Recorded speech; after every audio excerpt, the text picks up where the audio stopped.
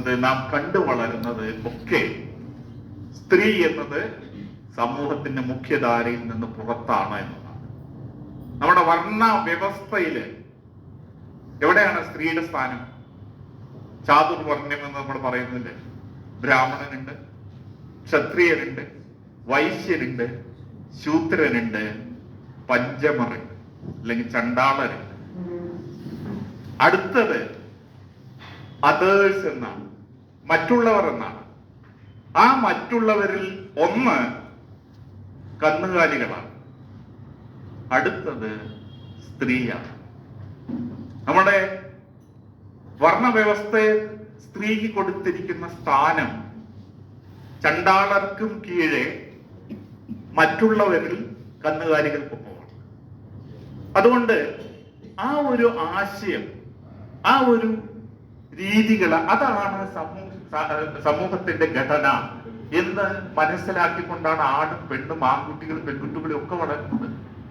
അതുകൊണ്ട് തന്നെ സ്ത്രീ വിരുദ്ധമായത് നമുക്ക് സ്ത്രീ വിരുദ്ധം എന്ന് തോന്നുന്നതേയില്ല, വളരെ സ്വാഭാവികമാണ് എന്നാണ് തോന്നുന്നത്.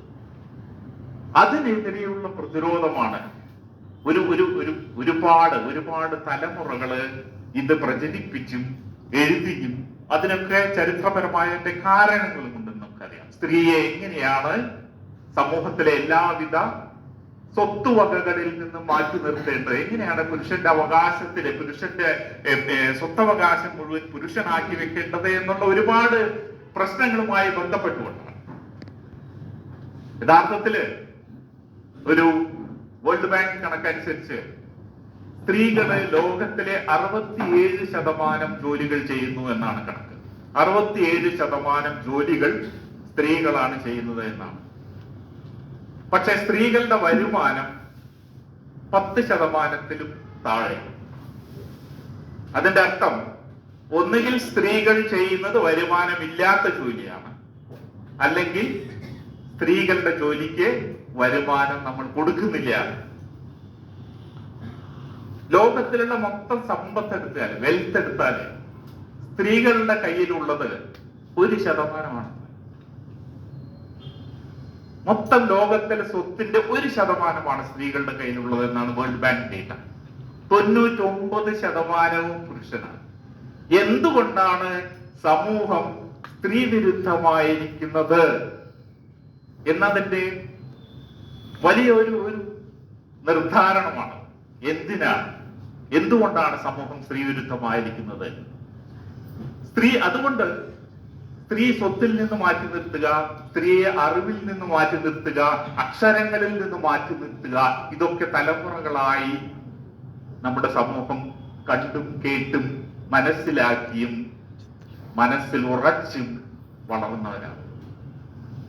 ടീച്ചർ പറഞ്ഞ പോലെ 1950 ഹാർവാർഡ് സർവകലാശാലയിലെ പ്രസിഡന്റ് പറയേണ്ടായി,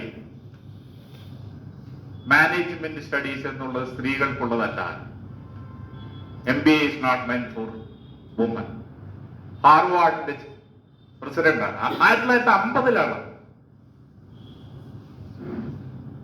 സ്ത്രീയെ ഒരു നിയമത്തിന്റെ മുമ്പിൽ ഒരു പേഴ്സൺ എന്ന് കണക്കാക്കിയിരുന്നേ ഇല്ല പല രാജ്യങ്ങളിലും. ഏറ്റവും ഒടുക്കം അത് മാറ്റിയത് കാനഡയിലാണ്. 1970 വരെ സ്ത്രീ ഒരു വ്യക്തി എന്ന നിലയ്ക്ക് നിയമത്തിന്റെ മുന്നിൽ ഒരു കൺസിഡറേഷനെ ആയിരുന്നില്ല, പരിഗണനയായിരുന്നില്ല.